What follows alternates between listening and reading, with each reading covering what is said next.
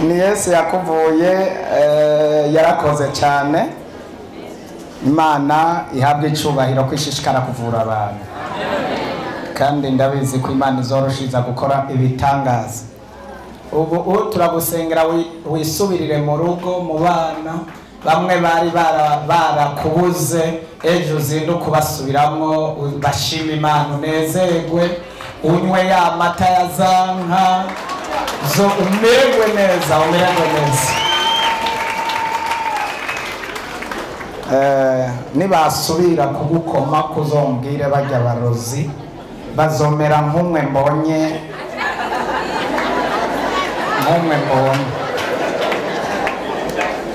nk'umwe mbonye bacumise hirya y'ejo mu majambo. Haleluya! Abo Yesu yagiriye neza. Haleluya! Mana, turagushimiye kuri uyu mwanya, turagukengurukiye ku bikorwa ukora, tugushimiye kuri Imana ya repentance, tugushimiye ko ariwe waduhamagaye kukugaruka kwande kwa Yesu. Kwa Mungu twaravye ibintu bishika hafi ndwi vyerekana kugaruka k'umwami wacu Yesu Kristo. Ibimenyetso vyerekana biranga ukugaruka k'umwami wacu Yesu. Twaravuze kandi ko ari ngombwa ko tubimenya. Twavuze ibintu bishika indwi vyerekana ukugaruka k'umwami wacu Yesu Kristo. Ishengero ry'ukuri, ishengero ry'ukuri ry'umugeni wa Kristo ryashizweho n'Imana. Hari ibintu biranga iryo shengero. Ikibiranga iryo shengero kumbure dusobishika ko tuzobivuga kugira umenye ishengero rimwo iryo ari ryo, ko ari ishengero ryashizweho n'Imana. Twavuze ibitari bike biranga kugaruka k'umwami wacu Yesu Kristo, twarabiciye ku mayange, nibaza ko ubu tutaza kubidondagura byose, ariko tugiye kubivuga. Kuwa kangahe? Kuwa Mungu twaranezerewe cyane, twaraciye mu ncamake y'ibizoba mu ico gihe. Cyambere kugaruka k'umwami wacu Yesu Kristo, twaravuze ko kurangwa hazobamwo guhembwa ku bantu bakoreye Imana, kandi aho hazokwambika ibitsibo. Twaraciye mu ncamake, tugiye gusobanura ibyo bitsibo ivyo ari byo. Twaravuze ko abantu bazojandajandana na Yesu. Twaravuze ko hariho ivyago vyerekana ukugaruka kwa Yesu kubimenyetso. Twarerekanye intambara ya Harmagedoni izoba mu bimenyetso bigaruka biranga ukugaruka k'umwami wacu Yesu.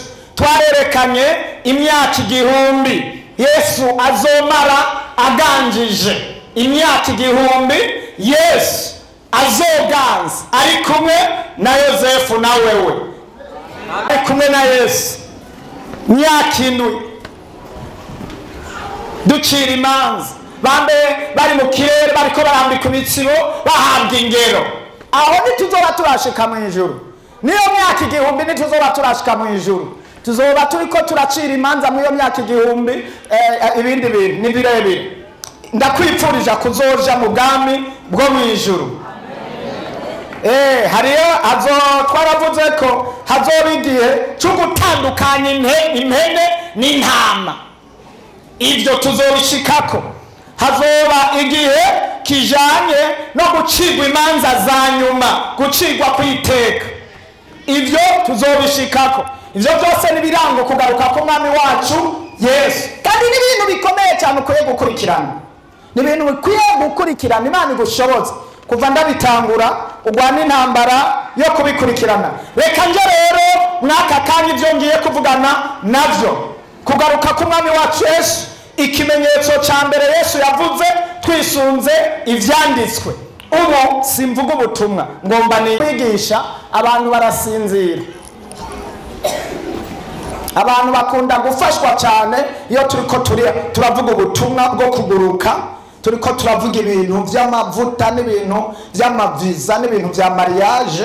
n'ibintu by'amafaranga n'ibintu by'uko muhawe icyubahiro gikomeye ko muvuye hahandi muroya ahandi abantu baca baguruka.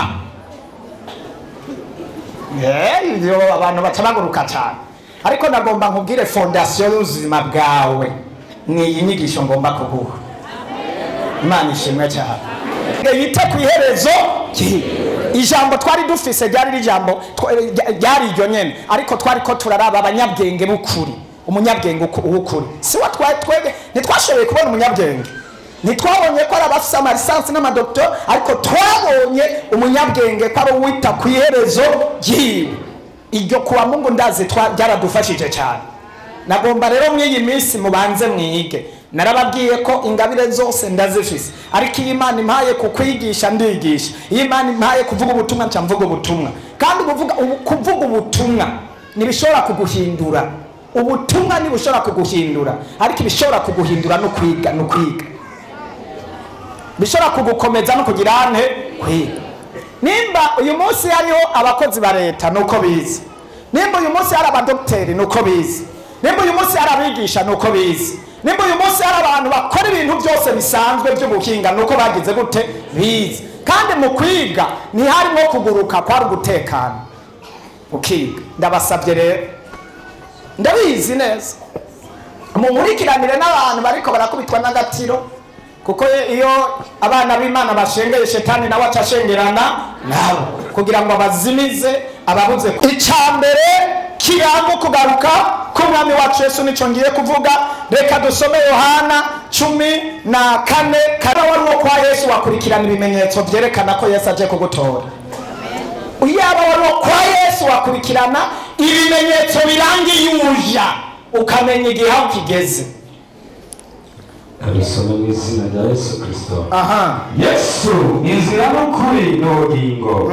Iyo kwa Data hari amazu menshi, yaba atariho mba nabibabwiye, kuko ngiye kubategurira hanyu. Kandi ko ngiye kubategurira hanyu, nzogaruka kubajana iwanje, wawundi namwe abariho muba. Dukomere amashyi umwami wacu Yesu. Tuduze icyubahiro cy'umwami wacu Yesu aragahora ku ngoma. Haleluya. Ijambo rya mbere yavuze Yesu, ikintu gituma ubwa mbere wari kunezerwa ukafashwa, wari kunezerwa kubw'isezerano dufise, kandi isezerano ridahinduka. Iyo umuntu aguhaye isezerano akarisohoza, rikwiye kunezereza umutima wawe, kandi isezerano ryiza. Iyo umuntu aguhaye promesse cyane akakwizeza ikintu ko azokiguha, ukwiye kunezerwa. Imana ishimwe. Ahantu heza aravuga ngo ndagiye kwa Data, ngiye kubategurira abazonyemera, abazonyizera, abazonkurikira. Ngiye kubategurira imuhira kwa Data hari amazu menshi. Mu Kristo wizere kandi wemere ko aya mazu turiko turubaka hano, aya turapanze, turakotesheje, ni maison de passage. Izo naho ubona ari iwawe. Aya mazu si iwacu. Impamvu uyimaramo umwaka ukaba uyivuyemo, uyimaramo imyaka 5 ukaba uyivuyemo. Iyo wubatse naho yiwawe urayisiga mu gihe atari kinini. Ntabazisize etaje zo n'inzu tuzojamo tutazovamo. Haleluya. N'inzu tutazovamo. Ndiko ndibaza inzu ingene izo bimeze, kandi ntabwo ari inzu yubatswe n'abanyabuhonga. Bakwa n'abanyabuhonga kandi mutazirose tugahura n'amageragezwa menshi, ariko mbiriza inzu yubatswe n'Imana. Ariko Imana ifise akazi kubaka amazu yose y'abantu bahano, ifise akazi. Uzi kwiruha, koresha ubwenge nawe. Naho hoba hatwebwe gusa isosiyete boha ngo itwubakira amazu hano, aba bari ngaha bonyene ubona yo kubaka imyaka ingahe nyinshi cyane. Ariko ikinezero Imana ivuze ngo iyi nzu ibeho imeze uku chambre ijana mw'isegonda iba yayifyatuye ikabihagaze. haleluya mana ishimwe yesu aravuga ngo imuhira kwa data haba amazu kandi ngiye kuyabategurira kandi aho nzoba namwe niho muzoba mana ishimwe cyane ryo n'isezerano rinezereza umutima wanje haleluya iwacu ni hehe ureke gusamara n'ibintu byose bigusamaza ubihagarike ibyakozwe n'intumwa rimwe ku 11 ikimenyetso cya mbere rero kiranga ukugaruka k'umwami wacu Yesu Kristo cya mbere ni ubutumwa bukwiye kubanza kuvuga ku isi yose ikimenyetso cya mbere dukwiye kubanza ubundi twebwe turashobora kunyarutsa ukugaruka k'umwami wacu Yesu Kristo cyane nk'uko dushobora kugutebya iki kintu mvuze nk'umucyumba Dr. dushobora kubinyarutsa bikaza cyane tukabitebya uko tudeha nituvuge ubutumwa bwiza ukugaruka k'umwami wacu Yesu kurateba ariko uko duhaguruka tukambara urwaga tuvuga ubutumwa bwiza bugakwira hose dutegerezwa kuvuga ubutumwa tuje mu barabu hari tubabwira ubutumwa bwiza tubabwira ubutumwa bwiza twambare ibishirira twambare umuriro tubabwira ubutumwa bwiza dusomera icyo ni ikimenyetso kandi bashobora kubwumva cyangwa ntibabwumve ariko isi yose hategerezwa gushika ubutumwa bwiza soma barabaza bati yemwe bagabo b'i Galilaya iki gitumye muhagaze muraba mu ijuru mudufashe mikrofone muyigorore uyo Yesu abakuwemo akaduzwa mu ijuru azoza atyo nk'uko mumubonye mu ijuru amen izere ibyanditswe ko ibyanditswe ari iby'ukuri mana iguha umugisha mwinshi cyane marayika araza igihe Yesu yaraduze abona abantu bafise ubwoba abona abantu bafise intege nke abona abantu bagendekurikiwe arababwira ngo uko mubonye agiye niko azogira gute Yesu agiye kugaruka kandi azoba aje gutwara bamwe muri twebwe mana nishimwe cyane turacyafise rero ibyizigiro bikomeye yuko tuzoja hehe mwijuru Matayo 24 ku murongo wa 14 ikimenyetso cya mbere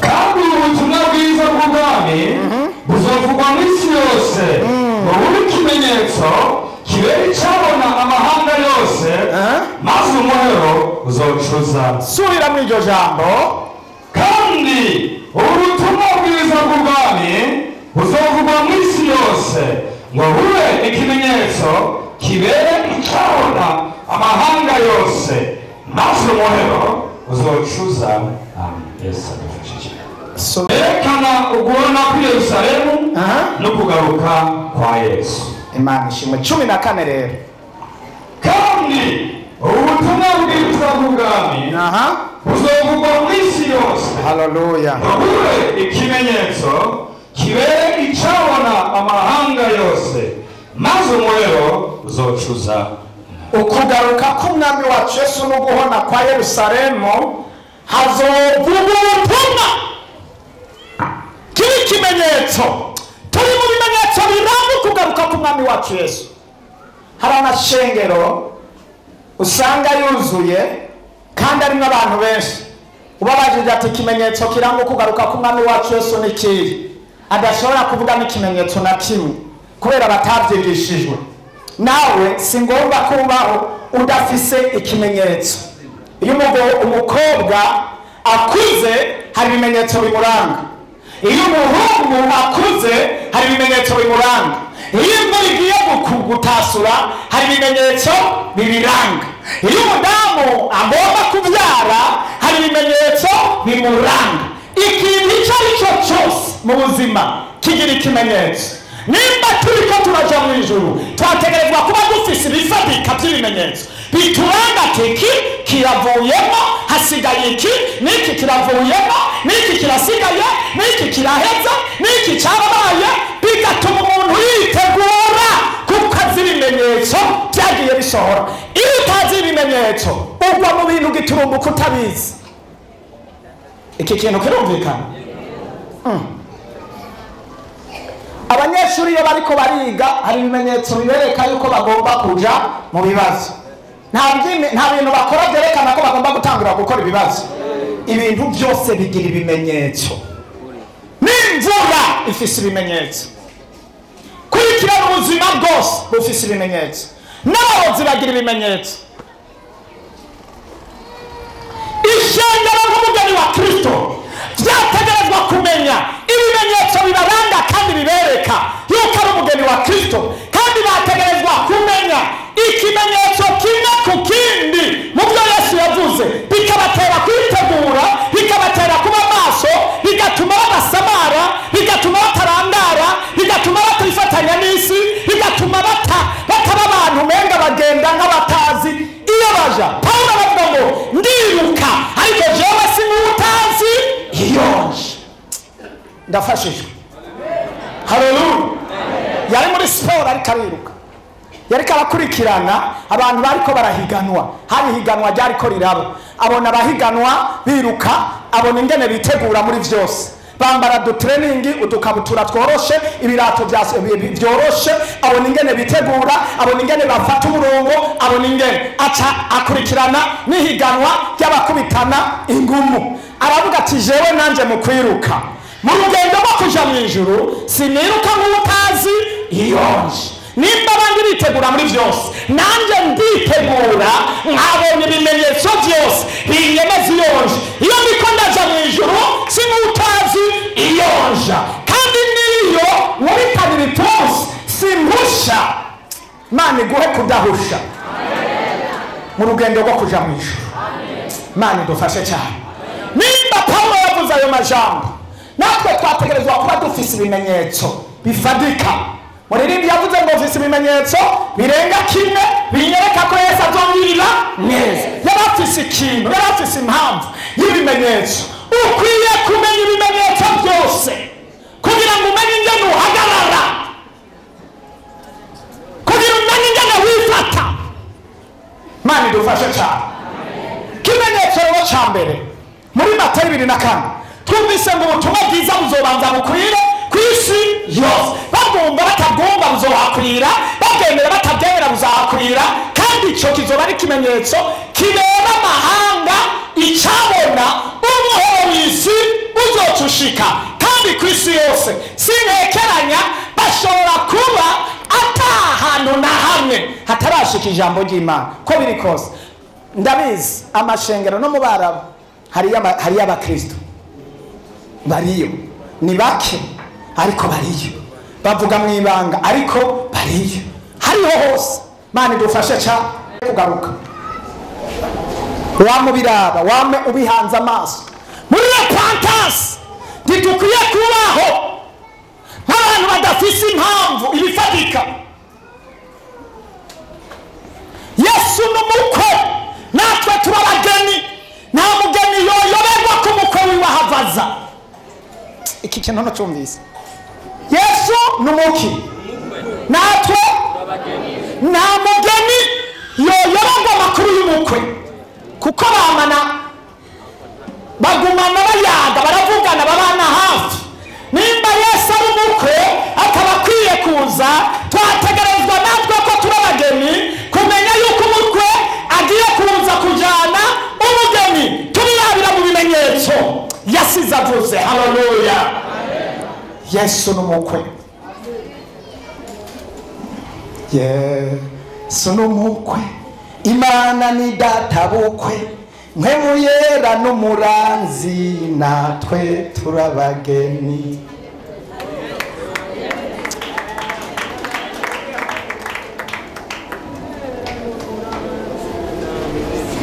Ako kantu urakumvise? Gasubiremo.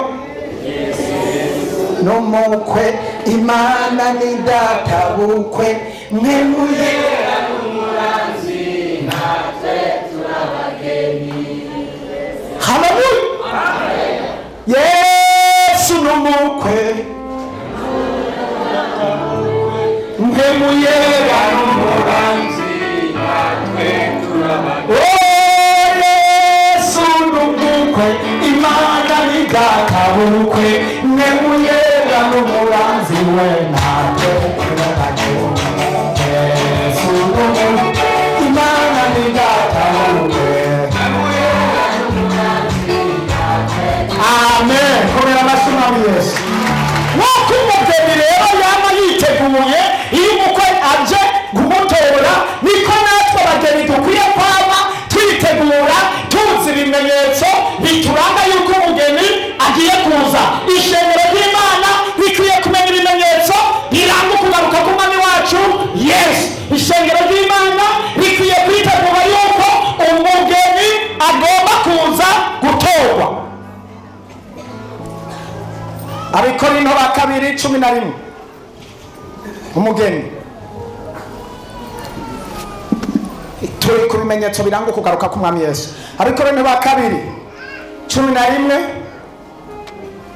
kabiri na gatatu kuba intumwa y'Imana niko kwahaye Pawulo ububasha icoma ukanyihanganira ku bupfu buciyemo kandi nubwo muranyihanganira mbafurira ifure yo kubw'Imana kuko nabahaye umugabo umwe niwe Kristo munabamushingire mumeze y'inkumi itunganye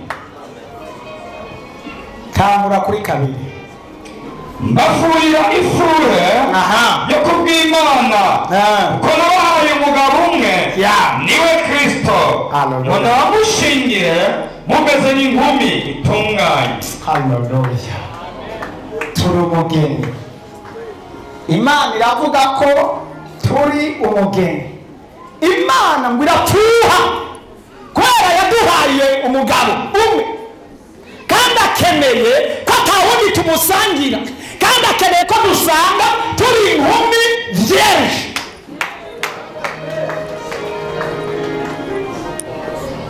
inkumi yigumije inkumi idasambana haleluya Imana igomba ko tuba inkumi kuri Yesu tudatambira iburyo cyangwa ibumoso Imana idufitiye ifuhe ko tudakwiye kuba abantu ba nyamujija nini ariko dukwiye Imana Yesu azosanga turi inkumi ukuza k'umwami wacu Yesu azosanga uri inkumi yigumisha umwami Yesu ashimwe cyane Imana irafuha Imana iguhagarara neza Imana irafuha ibinyamujija nino Imana irababara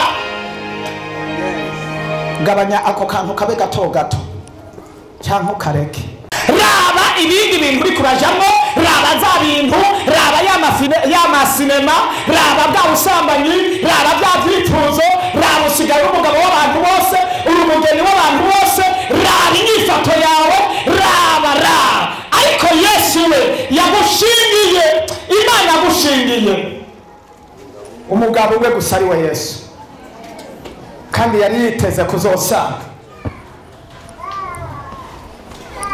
turabageni Matayo 25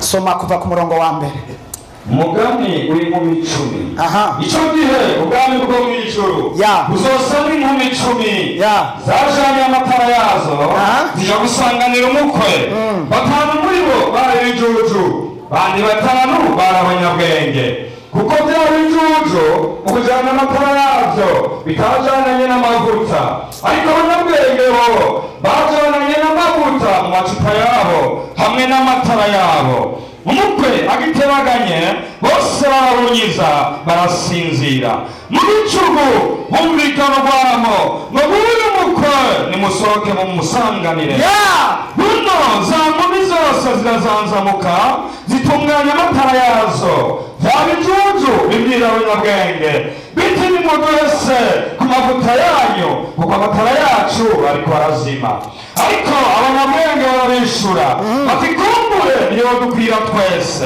Ibyiza nimuje kubadandaza mwigurire, bakigiye kugura umukwe arashika abiteguye binjirana nawe mu bukwe urugi rurugagwa. Munyuma za nkumi zindi nazo ziraza ziti mupfasoni nutwugururire. Nawe arabishura ati nabwira ukuri simbazi, nuko mwamwe mugavye kuko mutazi umunsi cyangwa isaha. Amen. Hari abantu bari ngaha kuri bonane, abataraha mu makesha ya bonane ni bande? Abatari ngaha, abataraha mu makesha ya bonane, uzi ko muri benshi hariho agakino badukiniye hano karigishije cyane, byantwaye na mwanya kajya agakino bari kugakina nuko batashoboye kukitegurira. Karimwe amajambo akomeye cyane, burya kari gafite iminota ngahe ugereranije? 15 kari gafite iminota nka 15. Imana izodushoboze kajya akantu basubire kukadukinira.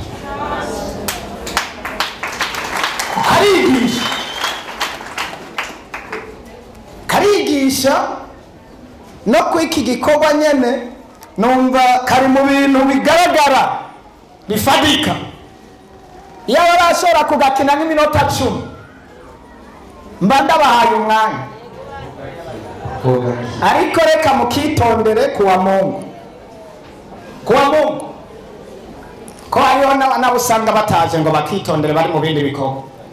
Tuzogasubira ahantu tubona imigwi y'abantu babiri, bamwe abanyabwenge n'abandi b'ibijuju, kandi abo bose n'abakristo. Abanyabwenge n'ibijuju n'abapastori n'abaririmbyi n'abasenzi n'abavugabutumwa n'abandi bari mu migwi ibiri, bamwe b'abanyabwenge abandi b'ibijuju, bavuga ubutumwa, baririmba, basenga, batanga amashikanwa, muga batabwenge bariko barakoresha ngo bamenye ibihe aho bigeze. Imana idufashe cyane. Aba bantu umugwi wa mbere ni uw'ibijuju, abo bakorera Imana bataraba ibihe, abo bakorera Imana ata bimenyetso bafise, abo bakorera Imana mu bwenge gusa, abo bakorera Imana bameze nk'abifotoza mu rusengero, abo bakorera Imana mu gakuku, abo bakorera Imana bagorerwa n'abandi, bameze nk'abafarizayo. Abo n'abafarizayo. Jamba aho uriko uramubwira uko anasikia sawa. Imana idufashe cyane. Abo bari imigwi b'ibijuju, kandi hano turicarana nabyo tugendana nabo. Bibiliya ivuga ngo hari igihe mu gicuku bararoreye bararindira, igicuku kirashika bumva kama. Hakaba n'uwundi mugwi rero w'abanyabwenge, abo basigura abanyampemu. Aha tuvuze ibijuju n'abasengera mu mubiri gusa, muri kamere mu mubiri gusa, bakoresha ivyifuzo by'umubiri. Hakaba rero n'abanyabwenge abo twita abanyampemu, abantu ibintu byose babikorera mu mpemu. Bama barizwa no kugororoka, barizwa no kugendana na mpemu yera, barizwa no gucishwa bugufi, barizwa no kuja mu ijuru, barizwa no kwera. Abo bamana umwitwarariko wo kumenya ibihe byabo.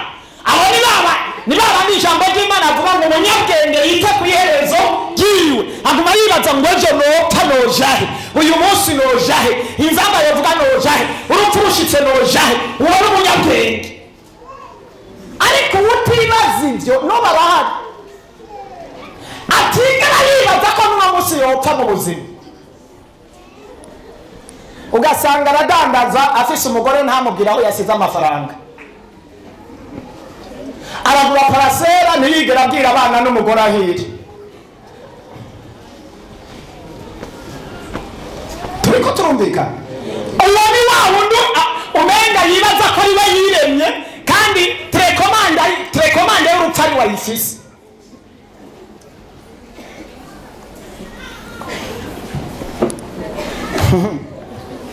sanga nta mugambi n'umwe agira wo kwiyumvira ejo hiwe, ejo h'abana, ejo h'umuryango, ejo h'umugore, ejo ha famiye.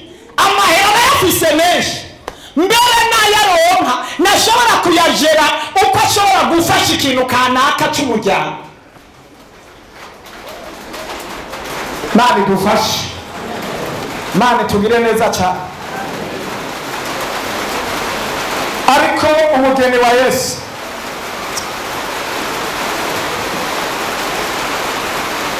Imana idufashe. iyi migwi ibiri iriko irakora, abanyabwenge n'ibijuje. dusomera ivyahishuro Yohana 7 ku murongo w'9 ugeze ku 12.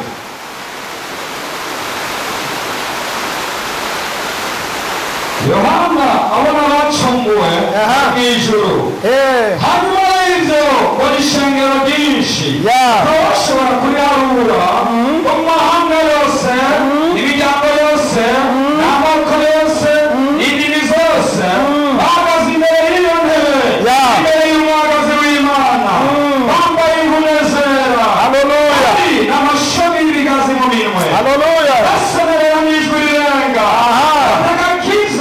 n'akimana yacu ibyagiye kurinda ntebe n'akumwagaze w'intama. abamarayika bose bari bahagaze bakikije ino ntebe, bakikije n'abanakuru na bya binyabugingo, bikubita hasi bunamye imbere y'intebe basenga Imana. dukomere amashyi umwami wacu Yesu Kristo.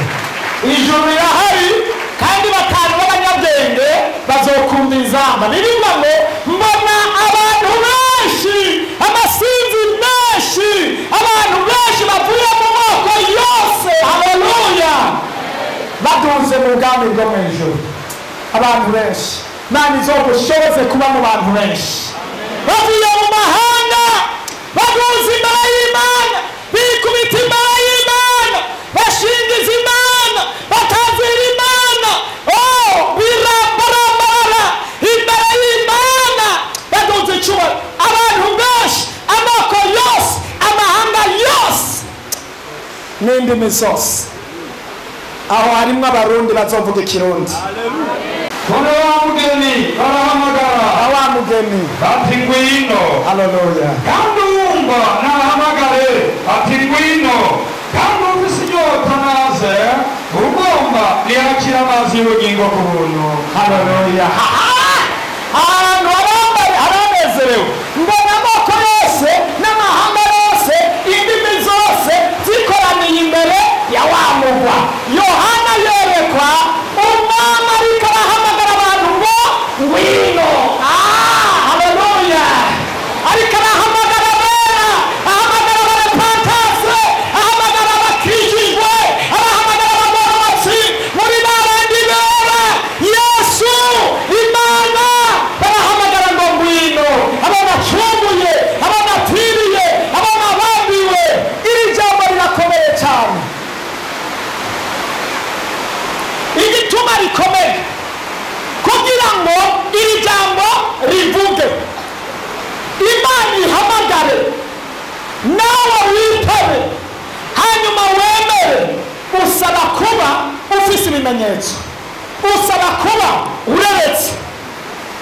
iyo somye mu byahishuro Yohana urupapuro rwa nyuma rugenewe, uhereye ku murongo wa 22 ukamanuka hepfo gato, turabona ingene Yohana yavutse.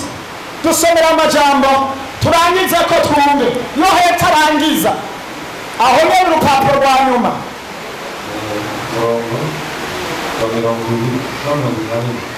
ushinga imari ibyo aravuga ati egome ndaza vuba, amen,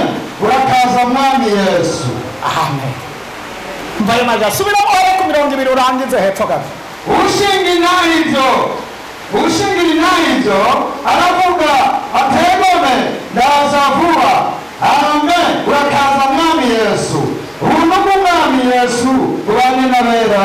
Amen. Uyu Yohana abona ishengero ryinshi, abona amoko menshi, abona abiteguye kuja mu ijuru. Yohana nawe arareka, Yesu arabivuga, aravuga ngo ubushingira intahibyo abona Yesu. Haleluya. Ahagurutse agiye kuza gutora umugeni. Yohana ari muri mpemu yera, anezezwa nuko aje gutorwa na Yesu. Yesu avuze ngo ndaza vuba. Yohana ngo kaze. Haleluya. Mbega wumva mu mutima wawe urimo kuvuga ngo Yesu naze.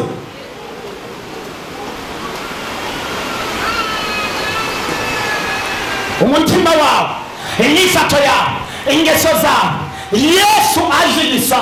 Yohana we kubera yari yejejwe, Yohana yari yiteguye, Yohana yabana n'Imana, Yohana yuzuye mpemu yera, Yohana atajwe rimwagiriza ikibi, abwirwa amajambo na Yesu, aravuga ngo ndaje. Yohana ngo kaze mwami Yesu. Chompa ukaba wo kwemezwa kuvuga ngo kaze mwami Yesu. Kugira ngo uvuge kaze mwami Yesu, ushobora kuba ufise ibimenyetso byerekana ukugaruka k'umwami Yesu. Ushobora kuba wariteguye bikwiye, ushobora kuba yejejwe, ushobora kuba atajwe kwagiriza icyaha, ushobora kuba umwana w'Imana by'ukuri, ushobora kuba umuntu afise amarango aje Siyoni, ushobora kuba warakijijwe neza. Haleluya. Aravuga ngo kaze. Yohana 20 Matayo 24 ibibazo babajije Yesu 24:3 yicaye ku musozi wa Elayono. Abigishwa biwe baramwegera bihereranye baramubaza bati tubwire ibyo bizoba ryari kandi ikimenyetso kizoba iki cyo kuza kwawe n'icumuhero w'isi. Aho harimo ibibazo bitatu. Baramubaza, subiramo soko. Baramubaza yicaye ku musozi wa Elayono, abigishwa biwe baramwegera bihereranye baramubaza bati tubwire ibyo bizoba ryari. Ikibazo cya mbere, kandi ikimenyetso kizoba iki. Ikimenyetso kizovyerekana ko ugiye kuza ni iki? Ico ni kibazo kwawe n'icumuhero w'isi. Ikigira gatatu, twereka ibimenyetso biranga umuhero w'isi. Mwumvise ibibazo bamubajije. Erega nabone bari bakeneye ibimenyetso bifatika vyerekana yuko uzogaruka n'ibiki bizokuranga. Ikizovyerekana ni iki? Ariko mwabisomye neza muri Bibiliya. Subira mwako kandi ahantu ndagomba uhubu. Igituma turiko turavuga ibimenyetso biranga kugaruka k'umwami Yesu, si twebwe gusa, n'abigishwa nabo barabibajije Yesu. Baramubwira ati tubarire n'ibiki bizokwerekana ko ugiye kuza. Subira mwako kanumba. Baramubaza abigishwa bati tubwire tubarire ibyo bizobaho ryari. none ibyo uvuze bizobaho ryari? Kandi ikimenyetso kizoba iki. Ikimenyetso ni kihe kizokwerekana ko bigiye kuba? Kuza kwawe n'icumuhero w'isi. Ikizokwerekana ko isi igiye kurangira ni iki? Ibibazo bitatu babajije Yesu. Mani dufashe. Haleluya. Utegerezwa kuba ufise ibimenyetso ibiranga ukugaruka k'umwami Yesu. Icambere twavuze ngo hazobanza havuga ubutumwa kw'isi yose. Ikigira kabiri kizoranga ukugaruka k'umwami Yesu, Abisirayeli, ubwoko bw'Abisirayeli bazokwangwa. Kwangwa kw'Abisirayeli kimenyetso kigira kabiri. Icambere kuvuga ubutumwa kw'isi yose. Ikigira kabiri kwangwa kw'Abisirayeli. Cyo ni kimenyetso kigoye gusigura, ariko turagerageza kukivuga ko gato. soma Matayo 24:3-2. nimwigire ku musukoni umugani wawo cyane, ishami ryawo iyo ritoshe amababi agatutuza menya yuko na Pasika ari hafi. ndiyo nuko namwe nimwabona ibyo byose bishitse muzamenye ko ari hafi ku rugi. ndababwira ukuri ab'iki gihe ntibazorangira ibyo byose bitarashika. nibyo cyakugezaho. kini kigira kabiri kiranga kugaruka k'umwami Yesu yavuze ku Bisirayeli. Abisirayeli reka uyu munsi tureke kubishyira mu mpemu, kuko tubisize mu mpemu Abisirayeli ni ubwoko bw'Imana, natwe tuca dusanga uyu munsi turi Abisirayeli kubera ubwoko bw'Imana, ariko reka tubishyire mu mubiri ufatika nk'uko yabivuze. kijya gihe yavuga kijya yari karavuga Abisirayeli nyene, Abisirayeli nyene, Abisirayeli yari karavuga ko bazobanza kwanywa. Ico gihe haciye hari igihe cyo kwanywa kirabaho gikomeye cyane. Iyo turiko turaraba kahise k'abo Bisirayeli n'uyu munsi nibo babakikije bazokwanywa. Yesu avuye hano mw'isi mu mwaka wa 70 niho haca hatangura intambara kuri bo, barategwa, baragirirwa nabi mu buryo bukomeye cyane, kugeza no ku rugero bahunga bakwiragira ku isi yose. mu mwaka wa 70 itariki 8 z'ukw'icyenda mu mwaka wa 70 niho bategwa. icyo gihe batangura kwicwa no kugirirwa nabi. icyo gihe batangura gushwiragira ku isi yose, ku buryo abayuda bakuye ku isi yose. na hano i Burundi ndibaza ko bahageze, barahageze, barahafise n'urusengero hano, barahafise urusengero, bararutanguje hanyuma baragenda. icyo gihe nta gisirikare bari bafise, ntawe bavugira, ntawe bakorera ikintu na kimwe.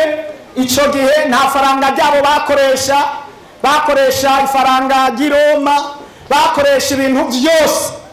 bamaze kubona urwanko bankwa baca bavuga tubu rero reka tubanze duhunge dushwiragire hanyuma tuzosubira twiyunge. inyuma yaho barasubira bariyunga, baja Etazini, baja hirya no hino, barondera ubwenge, barondera ubushakashatsi bwo gukora ibintu bikomeye, bigwanishwa n'ibindi byinshi bitandukanye.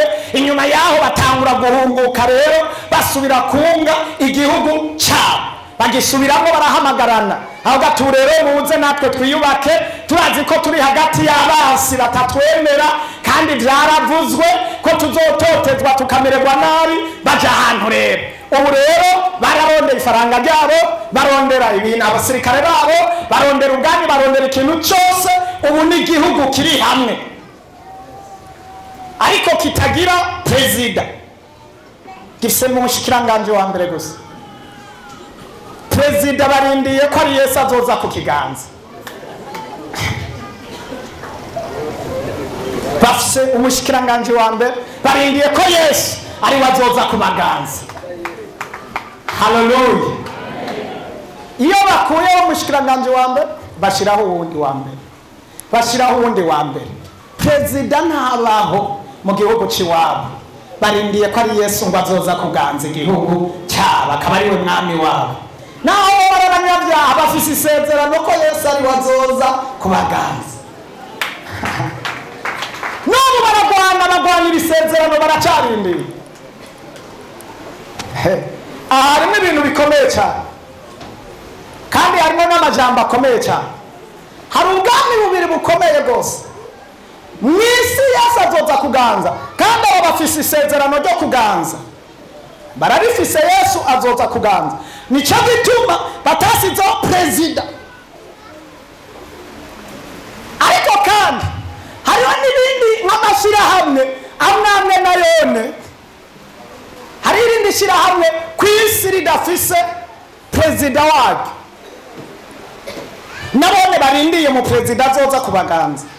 Ayandi mashyirahamwe usanga afise abaperezida, amasosiyete usanga afise abaperezida, EAC aragira abaperezida, n'ibindi byose usanga bifise abaperezida babaganza. Ishyirahamwe ry'ubumwe bwa Afurika riragira abantu babarongora barabaho, ariko nasiyo zimwe ifise nifise umuntu akora icyo gikorwa,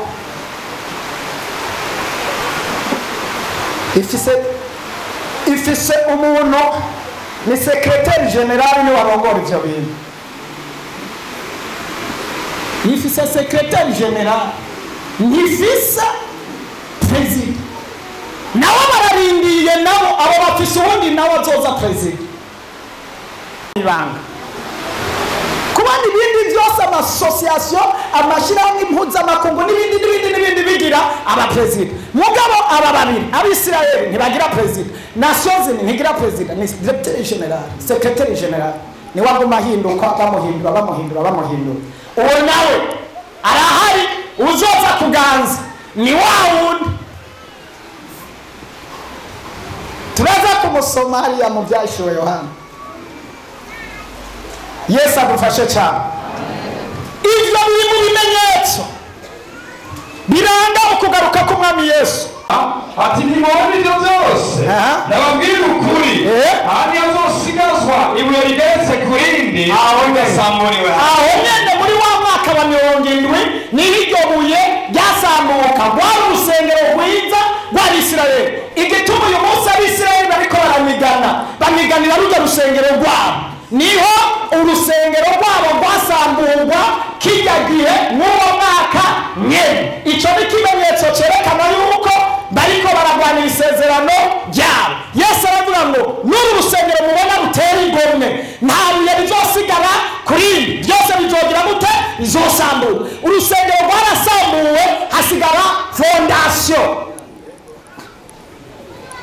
Ubwo rusengero rero harimo ibintu bitatu.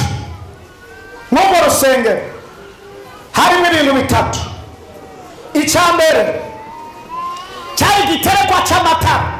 Abisirayeli igiterekwa ko amatara cyari n'ubwo rusengero. Ikigira kabiri yari sanduku y'isezerano, igiterekwa ko cy'amatara. N'ubu icyo kintu bamaze kurusambura, byaciye ibintu bitatu by'Abisirayeli bariko baranigana, byaciye bitwagwa n'abantu. Igiterekwa ko cy'amatara cyaragiye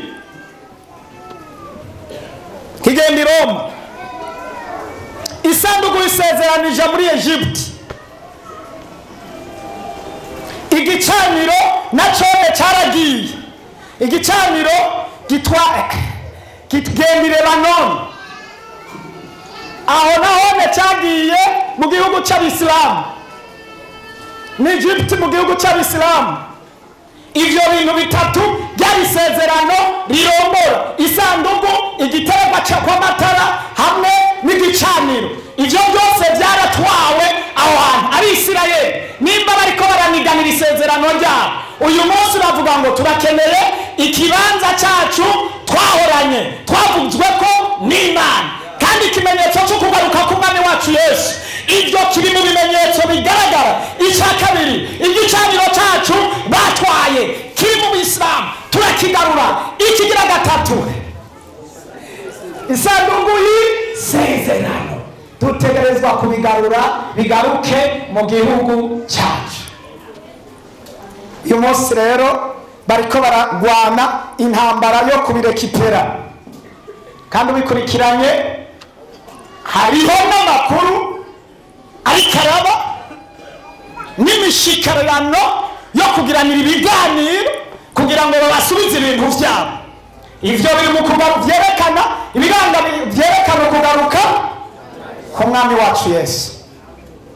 Ivyo bintu bitatu birakomeye cyane. Ntibari bafise aho gusengera. Uyu munsi turiko turavuga nuko Abayuda aribo Bisirayeli ntibafise aho gusengera kandi bashaka kugarukana isezerano ryabo, urusengero rwabo rugaruke. Kubera iki batosengera ahantu hariho hose? Hari icyo Imana yavuze aho hantu. Imana idufashe cyane. Ibi bintu ni ibintu bikomeye kandi birebire. Bagomba kugwana kugira ngo barekipere icyo Imana yavuze, parasera yabo.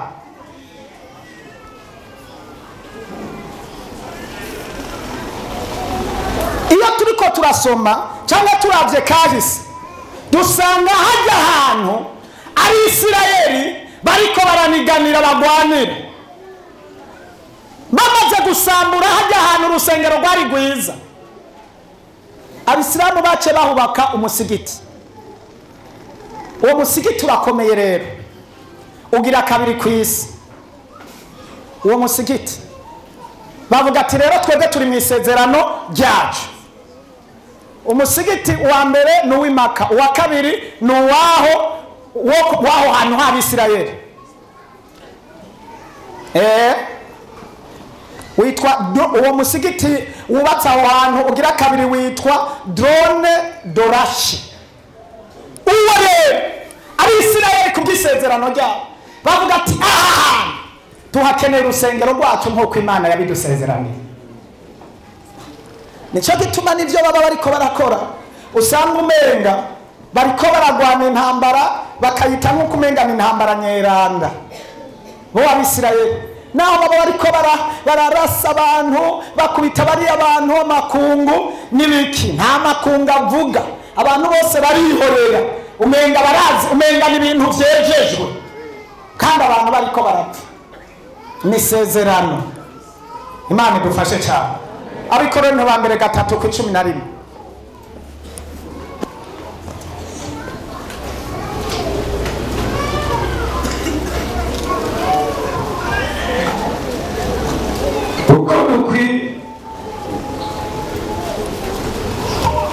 uko dukwiye kubaka ku itanguriro 11. Kuko iri tanguriro ata muntu ashobora kurishiraho atari ryashizweho niryo Yesu Kristo. Amen. Bahagaze kw'iryo nyene bavuga ati nta rindi tanguriro twebwe tuzoja kubaka irindi mizi urusengero rwacu.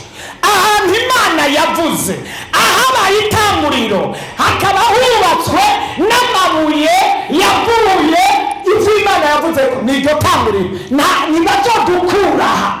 Bamwe bavuga ati twahubatse umusigiti wacu, ati natwe ahubwo ni Imana yaduhaye kubaka urusengero kuva isi kirema. Somalia Somalia muri Yosuwa 14. Yosuwa 14 ku murongo w'8. Ndiko ndabagira ibintu bigoye ariko murabyumva. Kalebu asaba guhabwa Heburoni. Ariko abagenzi banje. Yosuwa 4:8. Pardon, nihenze.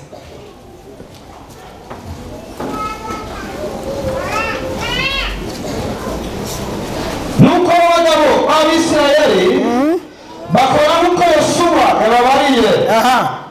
Bandura amabuye 12 muri Yorodani nuko aho yabariye Yosuwa angana n'igitigiri cy'imiryango y'Abisirayeli. Barayajamukana bayashikana aho bagiye kurara bayaturaho. Abami ba mbere 12 ku 31.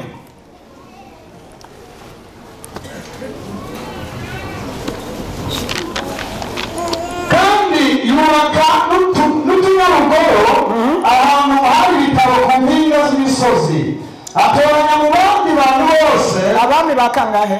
Abami ba mbere kuri kangahe? 12. Pardon, 18:31. 18:31. Abami ba mbere 18:31.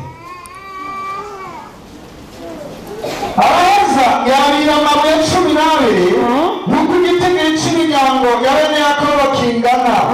Ari we nyene ijambo ry'Uhoraho ryaje ko riti Isirayeli niryo ribaye izina ryawe. Amen. Aya mabuye 12 Imana yababwiye bakija mu Yorodani yababwiye ngo genda kizoba ikimenyetso c'ifondasiyo y'ubuzima bwanyu nk'uko iyo mabuye arepresenta imiryango 12 niyo izoba fondasiyo y'urusengero rwanyu ibihe byose.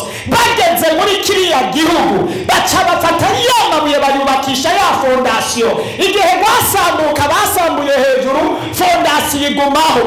Ubuzima bwawe buba butewe, abana baba batewe, ishengero riba bitewe, ibyo utunze biba bitewe. Abisirayeli rero bafise ikimenyetso gikomeye cyane cyo gukunda igihugu cyabo. Imana iha abarundi gukunda igihugu cyabo. Imana iduha abarundi igituma twebwe twari dukwiye kumera nk'Abisirayeli. Hari ibintu byinshi duhurije ku Bisirayeli. Hari ibintu byinshi.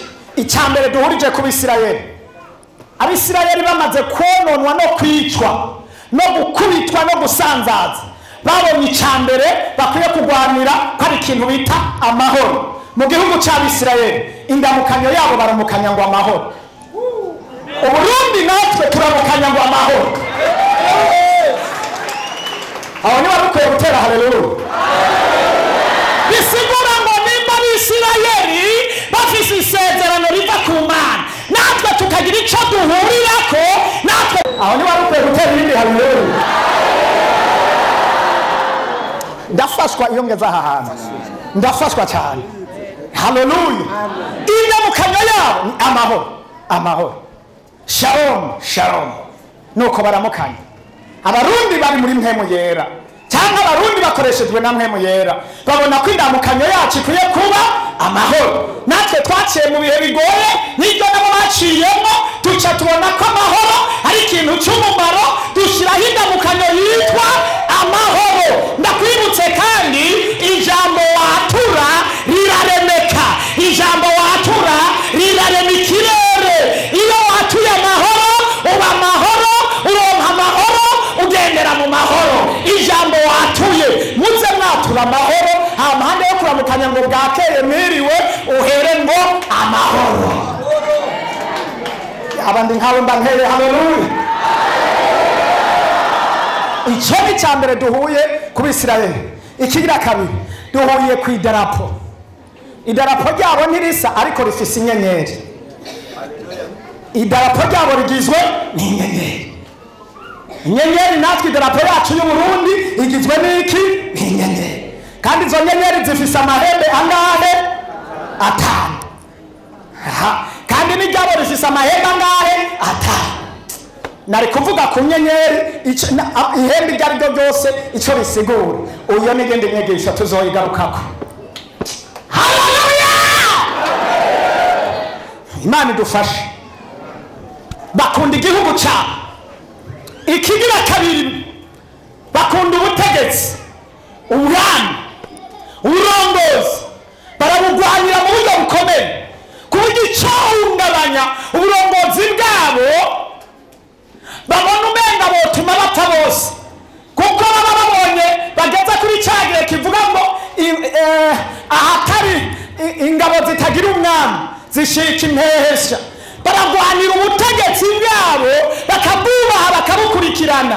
Igihe cyose uzobaho mu buzima uze wubahe kandi ukunde uburongozi buri imbere yawe, kuko atari uburongozi haba akajagari, atari ubwami haba akajagari, atari urutonde haba akajagari. Bakunda ivyo.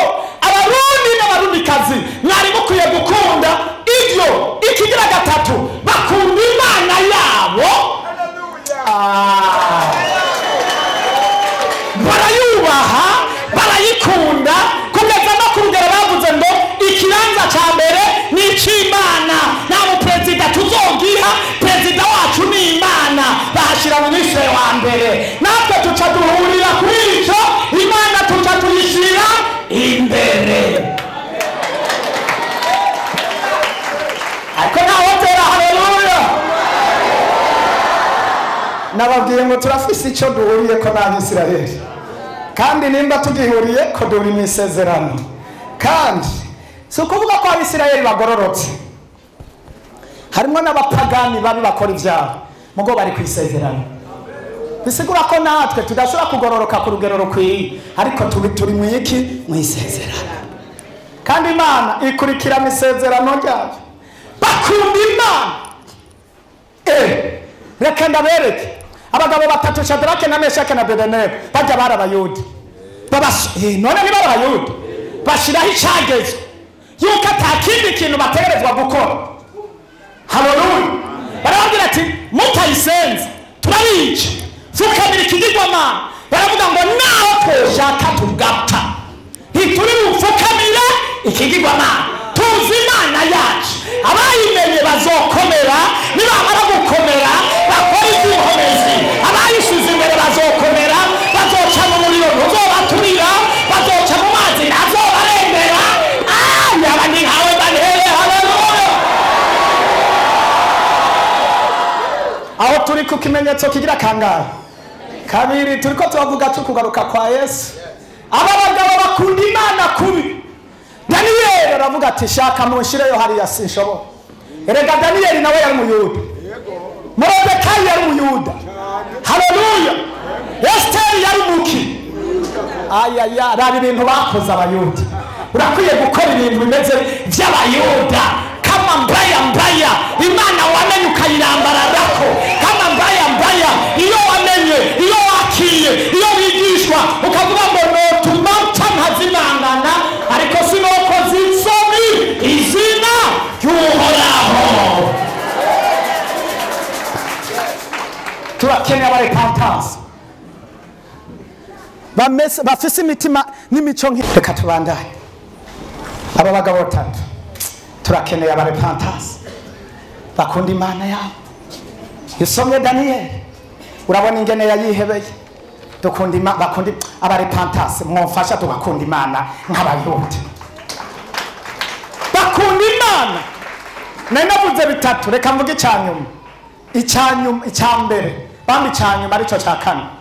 Bakunda urusengero, bakunda ahantu ho gusengera. Nubu igituma bariko barapfa bavuga ngo mpaka hahandi mpaka bajya bazogwana gushikana rujya rusengero barubomoye mpaka bubaka urusengero rwabo. Yesu nubu hari ibimenyetso bifatika bigaragara bikomeye cyane bigeze kure. Bakunda urusengero. Kristo akwiye gukunda ahantu guhimbariza Imana, akwiye gukunda urusengero, akubaka inzu y'Imana, agahera amagara kubera igikorwa cy'Imana, agahera ubuzima kubera igikorwa cy'Imana. Dawidi yavuze gute? Dawidi arega nawe yari Umuyuda. Yari Umuyuda. Soma Zaburi 132 uraba ivyo yavuze. Tunyarukiriza umwanya uratujana ngomba ndangiza ariko. Kabiri. Satrande kuri 3:5. Umuyuda akunda urusengero. Ati nukuri. Nazokwinjira mwema ari nzu yanje. Nazokurira ku buriri bwanje ndyame. Nazokurira amaso yanjye gusinzira. Cyangwa ibirwaye byanje guhunira. Narongera uwaraho ikibanza. Narongera ingombe ya Yakobo aho kuba. Haleluya. Dawidi ararahira Umuyuda. Sinzorira ku gitanda ngo sinzi. Amaso yanjye sinzoyahumiriza. Sinzoryama. Sinzoronka itiro. Sinzoronka amahoro. Sinzojya. Nararongera Imana ikibanza. Haleluya. Ngo ndayubakire. Yakunda Imana agakunda n'urusengero. Abayuda bakunda urusengero. Urusengero rw'Imana. Wari ukwiye kuba Umuyuda. Kavuga ati nanje sinzororanirwa. Imana ishimwe ko twaronse ikibanza. Ariko kavuga ati sinzotora itiro narabona tuhasirimbira. Sinzotora itiro nabona abantu bahakirizwa. Sinzojyana, sinzokora ikintu na kimwe narabona Imana n'amahoro inyonkomezi ya Isaka na Yakobo itararonka aho kuvurira imitima y'abantu. Ibi bintu amaso yanjye ahunyiza ngo atore itiro ntarabonera inyenkomezi ikibanza. Haleluya. Ubu turakeneye gukora, turakeneye kubaka, turakeneye kwimuka, turakeneye gushira mu tugunzu tukamera nka Dawidi. Haleluya.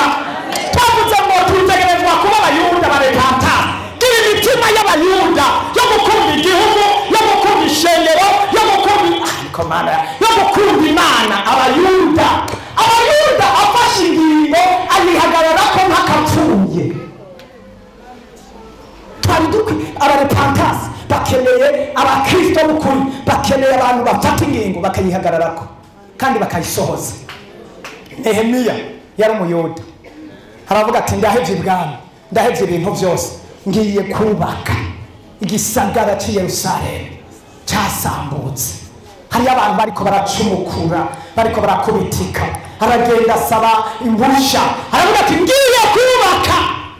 Ahura n'abageraguzi, ahura n'abamuca intege, basana Birake na Tobiya, aravuga ngo ndi umuyuda, icyo navuganye nanje nzokihagararako. Haleluya! Hari abantu bariko barabaca intege, abo ni ba Tobiya na basana Birake, abo ntibazobura mu rugendo. Ariko abo si abayuda, ariko wowe wari ukwiye kuba umuyuda, kavuga ati badebagura bavuga batagira mpaka, nshitse ku ntumbero. Imana idufashe cyane, Imana itugirire neza. Haleluya, haleluya, Imana itushigikire tera. Haleluya. Kimenyetso cya gatatu ni saha. Kimenyetso cya gatatu, tunyaruke turabe ingene twosimbira. Twariko turasoma, ntituza kuhasoma, twari twahasomye Matayo 2:5 kuri 5 kuri 6, babagabo babakobwa b'abanyabwenge n'abaki. Kimenyetso cya gatatu kivuga ngo ubu ni 11:00, tugeze ku mugoroba. Kimenyetso cya gatatu ni cy'isaha yerekana ko ari ku mugoroba. Nicyo kimenyetso cya gatatu yerekana ko ari ubu ni 11:00. Matayo 25 twahasomye kuri 5 no kuri 6 ngo bahageze mu gicu, humva kamo k'umumarayika n'abandi ngo ngumukwe. Hari ryari? Hari mu gicu, ariko kugira habe mu gicu habanza kuba ku mugoroba. Reka dusimbuke turabe Abaroma 13:12, turabe tunyaruke. Mubangutse asigaye umwanya muto tukarangiza. Soma mu izina rya Yesu Kristo. Ukugaruka kwa Yesu kuregereje, ijoro yakuze ugira buce, nuko twiyamure ibikorwa by'umwiza, twambare ibigwanisha by'umuco, tugendane ingeso nziza n'abagenda ku murango. Sawa, cyakugeza burije kandi bugomba guca. Igihe Yesu amufata hari sangapi? Hari sangapi abasomye? Sangapi? Saa 9. Saa 9 bishira saa 11. Mariko 4:2 tunyarukirize.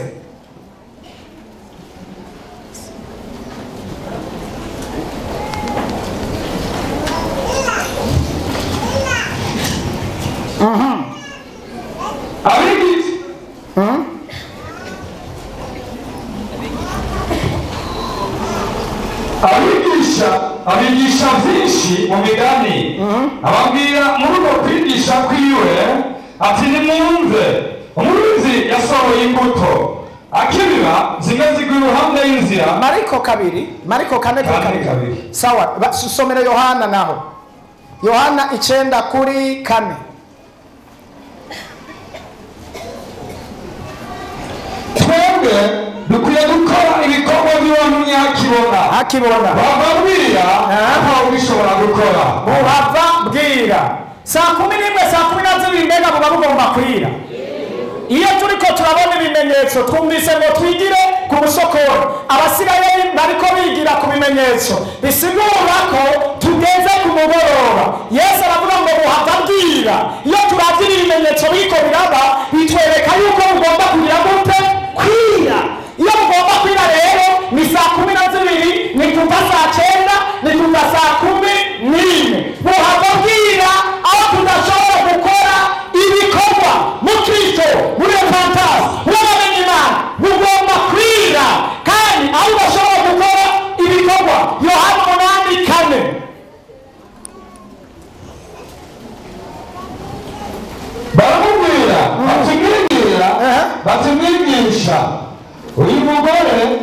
bamutungukiye ko arasambana kandi Mose mu byagezwe yatugeze kwicisha amabuye bene abo noneho uvuga iki ariko ibyo babivuga ari kumugeza ngo bamukure ku rwitwazo rwo kumurega ariko Yesu arunama yandikisha urutoki hasi naho ushaka ukagezaho nashakira ijambo mw'iki gihe mugomba kwira ibitugeza ibidupima ibidusubiza inyuma birahari kugira ngo abantu badukure ku rwitwazo. Imana idufashe cyane. Ariko uyu mugoroba nyene iyi saha nyene nk'umukristo uri umuganga kora uri umusirikare tuga ubutumwa bwiza mu ngeso mu myifato ibikorwa uriko hagarara nk'Imana ibikugeza bizobaho ibigupima bizobaho kuri umukristo n'ubu umuyuda by'ukuri wawunda kumva Imana yiwe wawunda kumva ishengero ryiwe umuyuda by'ukuri ahagarara ku idini ishengero ryiwe akarikunda akarivugira kirazira yuko umuyuda wocokora idini ryiwe n'umupfa yota. Erega na hano hariho idini ryabo abaorthodox nimbara abaorthodox ntibari hariya muri ve orthodox bambara ibikanzu vyirabura bagatereka ubwanwa. Rijya ryari idini ryabo igihe bahungira hano n'ibyo bashikiye ko abayuda hama bagiye baca barisigira bake ku isi yose rirahari. Hari umuntu ashika ahantu bariko baravuga ishengero ryiwe bakaricokora kandi ari intumwa ya Shetani nawe akaca avuga ngo kandi niko pe ngo uzi ko ivyo bintu ariko biri. Sinzi ko ni washika bariko barakuvugira umugabo uzoca uvuga ngo kandi ivyo niko biri. Sinzi ni washika bariko baravuga nyoko yakuvyaye kuzoca uvuga ngo kandi ko niko biri. Sinzi ko ni washika bariko baravuga so yakuvyaye kuzovuga ngo kandi ko niko biri. Irateye isoni.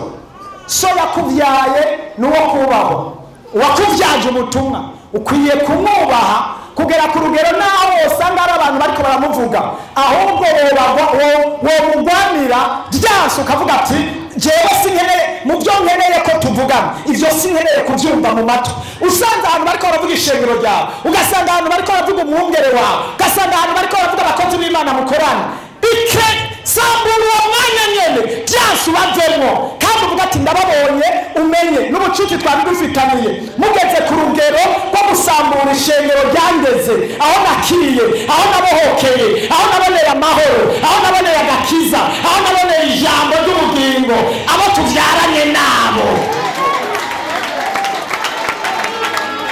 Haleluya. Reka ndakubwira barashobora kukubwira ikintu kimwe kiri mu ishengero kimwe gusa cyabaye ku muntu ariko ntibazokubwira ibintu birenga 100 byiza byakoretse. None igenda gute ngo wewe nk'umuntu afise ubwenge ntiwibuke ibintu birenga 10 byagufashije mw'iryo shengero ariko ukaca ufatira ico kintu kimwe bakubwiye kandi naco gishobora kuba atari ico ari urufatiro gusa rwo kukugurisha. Yesu adufashe cyane. Reka ndakubwire naho uzohura n'ikibazo kigoye ikintu uzokwiyubara uze wiyubare igicaniro cy'umuntu yasizwe amavuta ahamagawe n'Imana. Wowe nivyakunanira ukabona utagikwiye kuba mu burongozi bw'iryo gicaniro ukabona unaniwe ukabona warushe ufate akayira unyomboke wijane wewe nyene ugenda utanuwubwiye kandi niyo uzoja ntuzokwita uvuga ikosa ry'uwagusengeye cyangwa ngo akutabare agusengere ngo umwambike nimba ugomba umugisha ku Mana uzoceceke ukawitara ubwo wigwane wenyine ureke gupfana abandi ureke kugurisha abandi kuko igihe uzohangara uwasize amavuta ni mirembe y'ibihe byose n'umuvumo w'ibihe byose ntawundi azawukuvumura bizosaba kuzoshikira wa wundi wavuga nabi nyene akaba ari akuvumura kandi nawe waramuvuyeko kuburyo utazomushikira rero ukaba waraguye baragiye ivyo bavyiza ceceka unanigwa urumwe upfe wipfana ureke kwica imitima yabo utarondeye. hariho abaraye amajoro bariko barasengera imitima y'abantu, hariho abateye igise cyo kuvyara kirababara. nawe kubera uri intumwa ya shetani usambure wonone gusa ugwisha abantu atagise waraye. umuvyeyi ni wabizi, umuvyeyi ni wazi igise c'umwana hakukubita umwana wiwe wokubita wenyene. umuvyeyi Yesu adufashe cyane. Shobora guhura rero n'umuntu atari umuvyeyi, shobora guhura n'umukozi w'Imana ari mu ishengero atari n'umuvyeyi ari umukozi w'Imana aho ngaho gusa. ashobora kukubwira ibintu ibyo aribyo byose kuko nta gise yateye cy'umwana, nta majoro yaraye.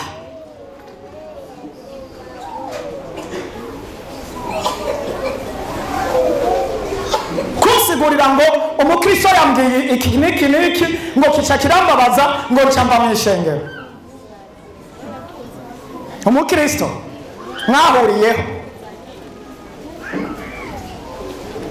yazarushe nawe urushe mugahuriraho akakugirira nabi ngo sinzohasubira.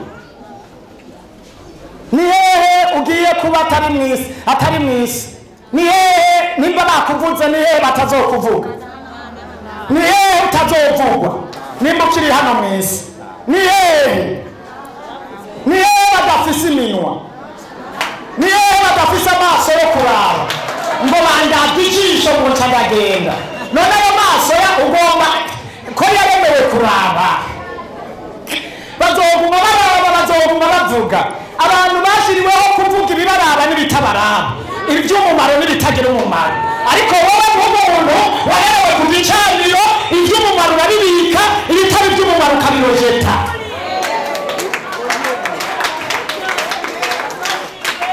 haleluya! hari umuntu ahora hari n'ibuye.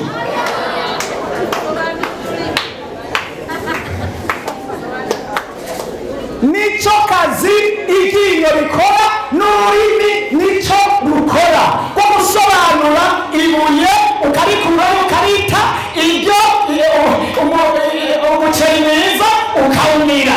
hari umuntu yariye umukeke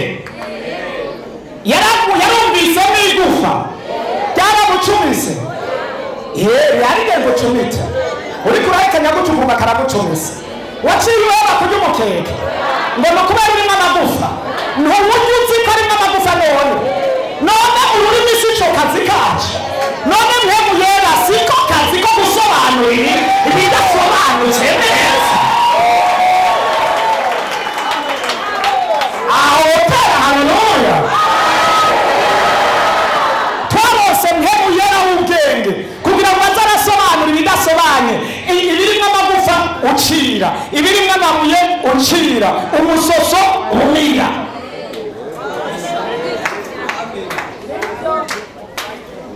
kandi mu rugendo aho uzoca hose ivyo bintu uzohura navyo.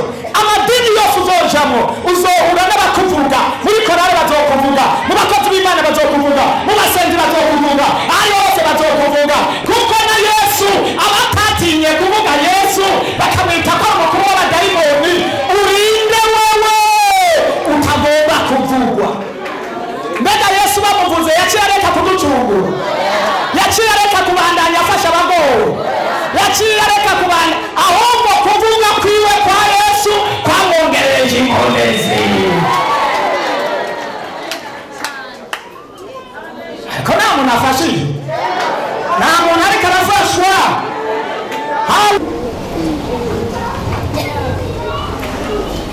ninde ise wiwe ararara mu gahinga yaborewe akabibona bamuzanye yavundagaye, uwo mwana akacavuga tuhereye isaha fiyanse wanje yabonye papa wawe ingene yabaye, na naka yamubonye urugo ndaruhevye sinzo rugarukamo papa kubona yabaye kurya.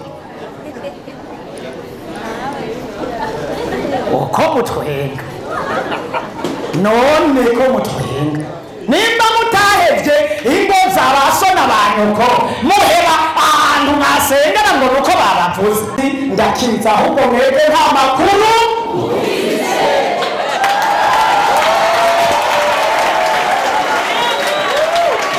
yabandi nkawe bane.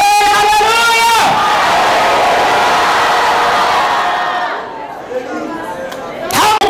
Nuku uzopfa wirwa mu rusengero, uzopfa udatunze, uzopfa utabyaye, uzopfa utarongoye,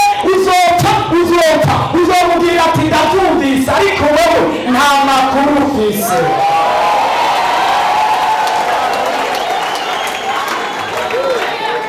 Niba mubwira ako kantu ngo nta makuru afise, ako kantu mubwire ngo nta makuru ufise, azofata umwanya wo kwibaza kuko ambwiye ngo nta makuru ufise. Azogira recherche yo kurondera igituma umubwiye ko ata makuru ufise. Nta mpamvu yuko wisigura, ako karahagije kubera amakuru wowe urayafise. Ufise ibimenyetso birenga 10 bikwereka ko Yesu azokugirira neza. Ufise ibimenyetso vyerekana ko umukobwa wa Yesu umuyuda umuheburayo kazi. Ufise mpemu yera, ufise ijambo wavuganye n'Imana. Yabandi nkawe bahere. Hale.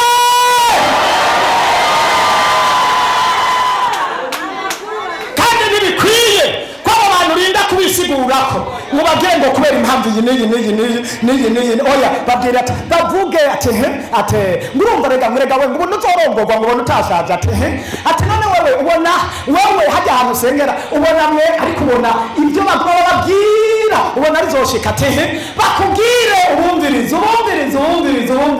nawe ugume uja kuca Imana yavuganye nawe, ugume wibuka icyo Imana yakubwiye, ugume wibuka amasezerano Imana ivuze. Uzobaraba ubarabe uyimyoze ubabwira ati wowe nta makuru ufise ukikata witabi akoko n'icyo wigendera. Azomara umwanya ariko arabaza nobwirwa amakuru nande y'ujya muntu.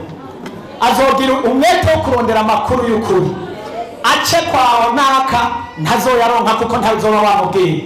Mu buzima bw'Ikristo ukwiye kuba umuyuda. Abayuda bakunda ishengero ryabo, abayuda bakunda igihugu cyabo, abayuda bakunda Imana yabo, abayuda bagira ibanga, bafise ibanga ryabo.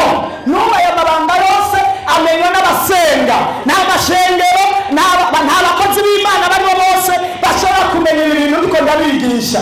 Usaba gusenga, usaba gukurikirana ibihe, gusoma ibyanditswe byera. Haleluya. Abo bantu baguca intege nta makuru bafise y'ahantu usengera, nta makuru bafise y'ivyo Imana iriko irakorera muri Repentance, nta makuru bafise y'amasezerano bufise. Abo rero ntagutesha umwanya, reka gufata umwanya wo kubumviriza.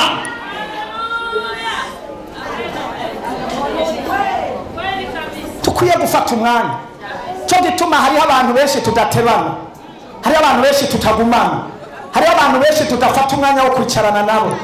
Ababa bariko baraguteshereza umwanya abo utandukana nabo. Wotuma ufata umwanya wo kuja hariya uvugana na Data wa twese wo mw'ijuru, wihamagarira Imana, basakuza nawe usenga, bavuga amajambo nawe uhamagara ijuru, usoma ijambo ry'Imana, urondera ako uhejeje gusenga ugaca ufata ibikoresho byawe ukaja ku kazi, ukaja kurondera inoti, genda gucuruza, ja mu marigara y'abanyarusaku, ja mu micara, genda urondera ubuzima, shaka akazi, kora akazi, koresha ubwenge, koresha ingabire, shakisha, reka gucika intege. Imana yaduhamagaye niyo kwizigirwa kandi niyo kwizera. Umwanya watujanye nari ngeze ku nyigisho ndende kandi zikomeye cyane. Nagomba kuvuga isaha ya saa 11, ndababwire n'ibikorekwa saa 11, ariko hari ibindi bimenyetso bikomeye cyane biri inyuma. Mvuze kuri bitatu cyane cyane, nsa nk'uvuze kuri bibiri, ariko inyuma hari ibintu bikomeye cyane byerekana ibihe turimo, ibiranga Antikristo, ibikorwa byabo Yesu umwami w'abantu. Aho mbere birakomeye, aho ngeze ibiranga abakristo bukuri, abakozi b'Imana bukuri, ibimenyetso biranga Yesu umwami ni byinshi. Reka tugeze hano,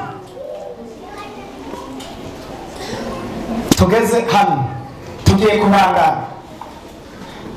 Turi ku bimenyetso byerekana kugaruka k'umwami wacu Yesu, kandi nababwiye ngo tutegerezwa kwiga.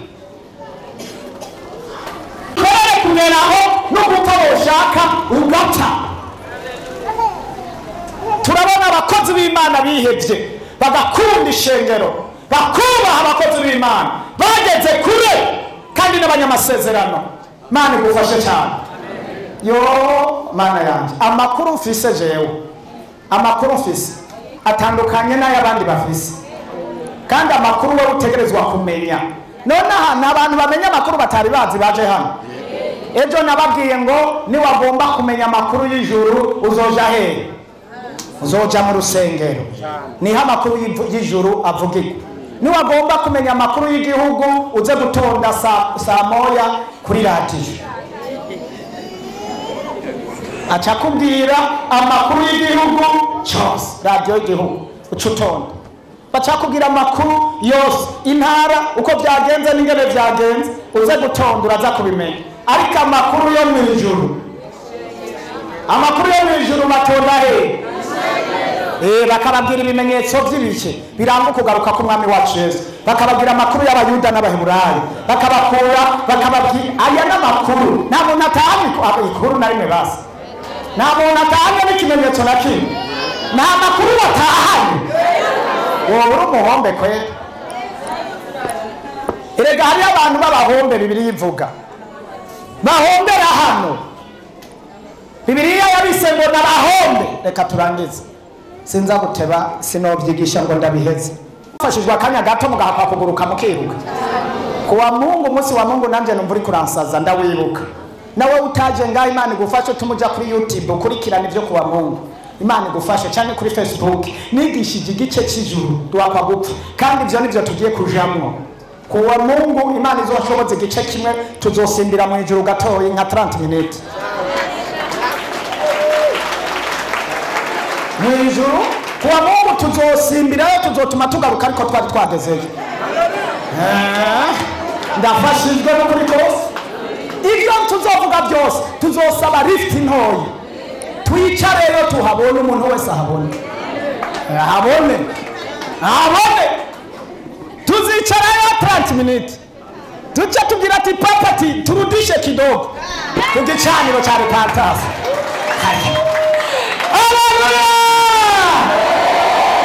Imana igushoboze uzofate lift ya 30 minutes, iminota 30 lift gusa. Uwo ngomba ninginge data wa twese hazoze shisheni yururuke ubimbireyo iminota nka 30, cyane niya tunezereza dushake tumare isaha hama tuce tugaruka. Uzochukumayo umwavuze ngo ntazovayo ngo aramutsagezeyo ngo kazoba kabaye. Ni jewe ni shoferi, ni je nzobajana nongere ndabagarura. Ega nico gituma imiduga, imodoka itwarwa n'umuntu umwe nico ragutwarwa na babiri. Itwawe na babiri, umwe yokatira hariya ngo yaje shaka gukatira ngaho. Imvura ni imwe. Uremera bakagutwara, naho usanzwe uri umushoferi uricara bakagutwara. Nico gituma rero jewe nije nzokujana nongere nkugarure. Ntabyo kuvuga ngo uzogumayo ntiharagera. Dufise bezwe yo tufise amakuru yo kunyaga imitima. Dufise amakuru yo kunyaga imitima, tuze tujane dufise imitima ifadika. Erega Imana yoshaka n'ubu yotujana uyu munsi, ariko irafise abantu bakiri hariya bakirushe bakihoshwe. Nawe urafise utugeshokeso tutagenda neza, nk'ubu yotibuka buke wosanga usigaye kubera hari utuntu tutarakosora. N'ubu nibyo ndiko ndakosora, ndiko nkosora. Imana niyabona bigeye ku murongo dusenga. Ndakwinginge ku munsi wa Mungu, abarushe bari hano n'abatakunda guagaciro aya majambo, n'abadahagaje, ndababwire nimba hari inyigisho za mbere mwari mukwiye no kurihira amafaranga nizi. Mbere mwari mukwiye kuziga kuwa Mungu mutanga amafaranga, ko fata umwanya munini cyane. Ariko iminsi yose ndiko ndigisha izi, nta n'uwumpa n'isoda. Naharera nta n'uwumpa, navuga ati naragiyeyo mpurirayo nawe. Ariko uzovuga ko twahuriye mu ijuru, nzomwemera.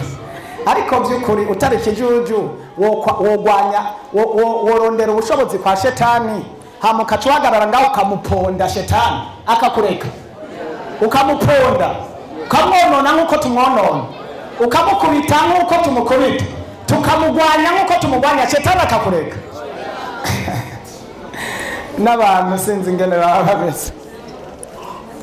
Abantu benshi baja bakoresha ayo mareba barahari, mugabo ntibavuga iby'ijuru, ntibavuga icaha, ntibagwanya Shetani. Oya, uzorabe n'abakoresha ibitangaza bakoresheje ibintu bimwe bimwe akagiruka abantu nk'igihumbi bose bakaryama.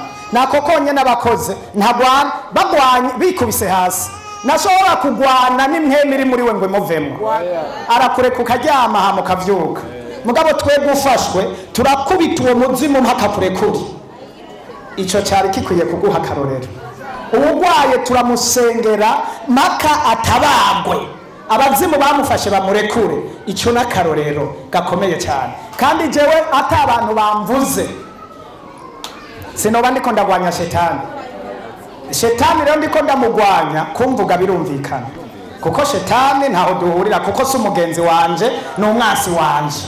Abakozi biwe rero kukuvuga, abakozi biwe kumvuga ni kawaida, kuko ntaduhuje yerekwa. Twebwe turi umwasi kwa Shetani, Shetani nawe n'umwasi wacu. None agaho duhuriye boreka kukuvuga, nawe we nibatakuvuga uzoba hari ikintu hajije kwa Shetani, uzoba hari n'ikintu hajije ku Mana. Batakuvuze ata kintu na kimwe kibaye, uzoba ufise amapercentage make yo kwa Shetani.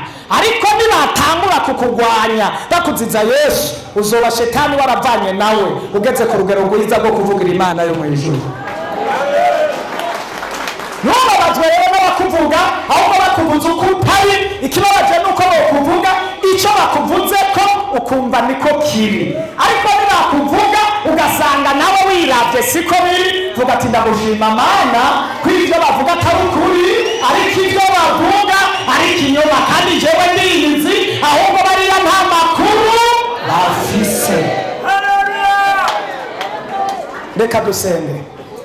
Nimba hari cyo wosaba Imana ngo ikubabarire, aho hari ibimenyetso biriko biraguca intege bigusubiza inyuma, wohagarara tukagusabira imbabazi. Ezo bashikire, Satani atsindwe, abadayimoni batsindwe, impwemu mbi zitsindwe, amaraso yawe abeze, bakure mu gitabo c'ivyaha, bandike mu gitabo c'ubugingo, bahe ibimenyetso biranga kugaruka kwawe, bavyandike mu gisata nk'umutima. Urakoze Mwami kuzobajana mu ijuru, kandi ari kigiye gukorana nabo mu izina rya Yesu. Amen.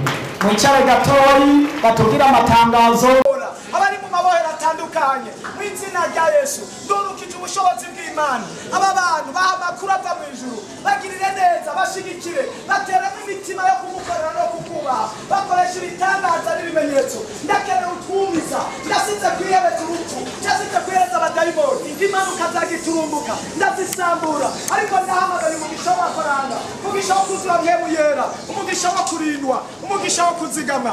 Ndasavye igitangaza kw'aba bantu. Mana ndagushimiye kugiye kugurura amafaranga, kandi abatari bake babona telefone y'umugisha, abatari bake babona telefone y'amafaranga, babona telefone y'amasezerano. Ndagushimiye kugiye gukora ibikomeye, kandi bashigikire babone message nziza mu izina ry'Umwami wacu Yesu Kristo.